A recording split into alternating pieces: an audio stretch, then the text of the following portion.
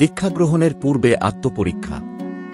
শ্রী শ্রী বাবা বললেন, তোমরা যখন দীক্ষা গ্রহণের জন্য ছুটাছুটি করে এখানে আসো বা অন্যান্য জায়গায় যাও, তখন তোমাদের বিশেষভাবে বিবেচনা করা প্রয়োজন যে তোমাদের হৃদয় সত্যিই কতটা ব্যাকুল।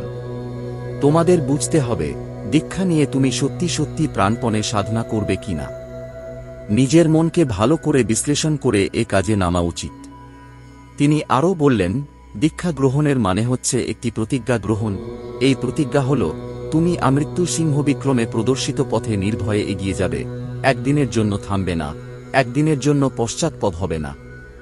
যেমন যুদ্ধে চাকরি নিতে গেলে চুক্তিপত্রে সই করতে হয় যে গোলায় পড়লেও বা শত্রু হাতে বন্দী হলেও তোমার কর্তব্য ছাড়বে না, তেমনি দীক্ষা নেওয়ার সময়ও একটি চুক্তি সই করা।